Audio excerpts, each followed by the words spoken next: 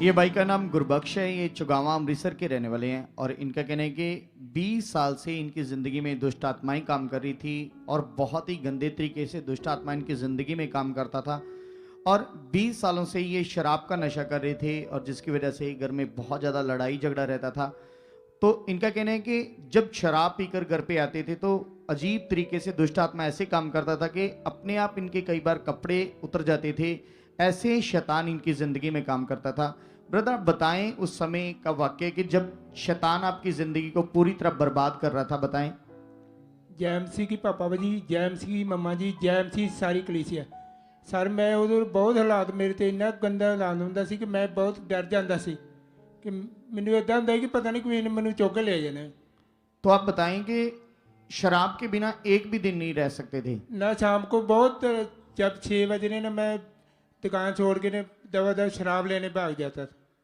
तो आप बताएं कि ब्रदर जैसे क्या काम करते थे आप? मैं लेबर का काम करता हूँ। तो कितने मतलब 400-500 रुपया दिहाड़ी लेते थे आप? हाँ जी हाँ जी। तो मुझे ये बताएं कितने पैसे शराब में उड़ा देते थे एक दिन में? 300-400 का भी सारे 500 भी डाल देता था। मतलब 300-400 कई बार 500 भी शराब में उड़ा देते थे। हाँ जी हाँ जी।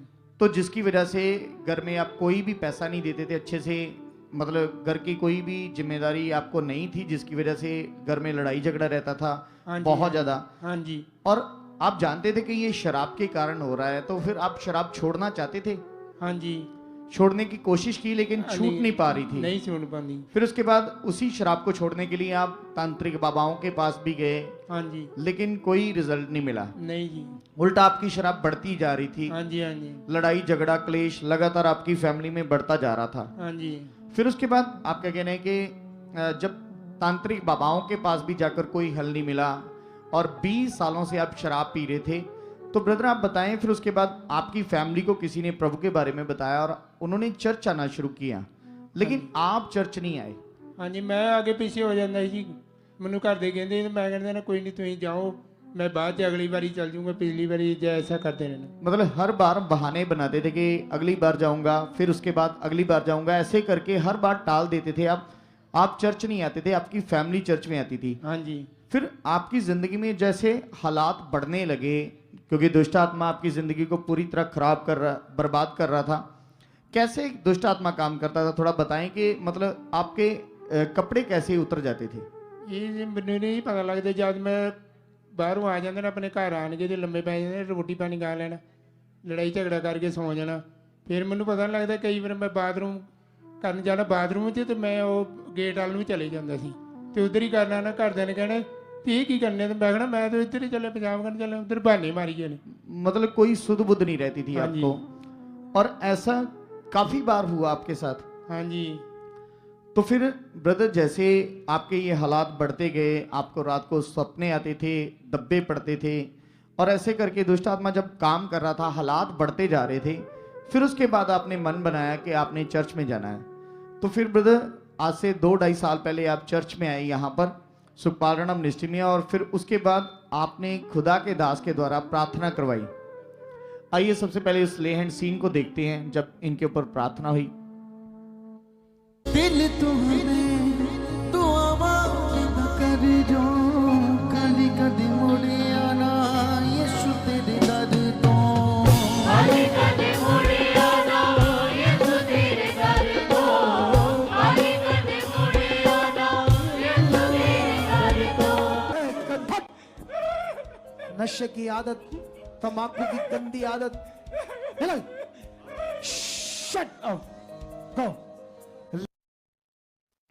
तो ब्रदर जैसे हमने लैंड में देखा कि आपके ऊपर दुष्ट आत्मा आया था और खुदा के दास ने जैसे आप में से दुष्ट आत्मा को निकाला, तो फिर उसके बाद आप बताएं कैसा जीवन हो गया आपका? मेरा बहुत बढ़िया जीवन हो गया जी। मैं ब्लेस हूँ पूरा।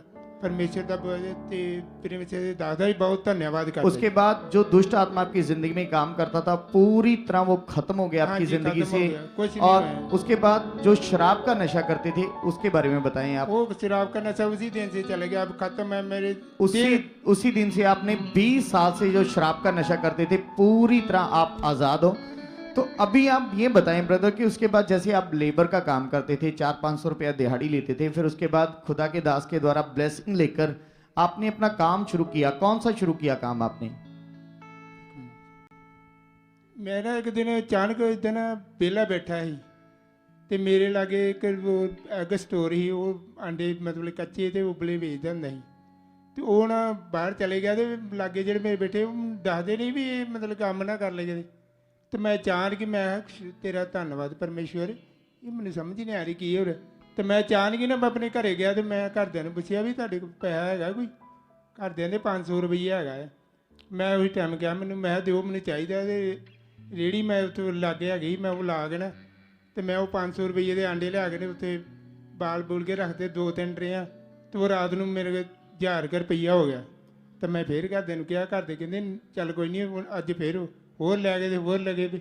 ਪਰਮੇਸ਼ਰ ਨੇ ਬਹੁਤ ਸਾਰਾ ਕੰਮ ਵਧਾਤਾ। ਅੱਜ ਤੱਕ ਮੈਂ 15-16 ਹਜ਼ਾਰ ਰੁਪਈਏ ਕਦੀ ਵੱਟ ਲੈਂਦਾ, ਕਦੀ 5000 ਵੀ, ਕਦੀ 6000 ਰੁਪਈਏ ਇੱਦਾਂ ਵੱਟ ਲੈਂਦੇ। मतलब अभी अच्छे से आपका काम चल रहा है यस और कुल मिला के आपको 700-800 रुपया बच जाता है। यस। तारीफ करेंगे जोर से हाथों को हिलाते जोर से तारीफ करेंगे, क्योंकि इनके लिए ये बिजनेस, ये काम भी बहुत बड़ी बात है।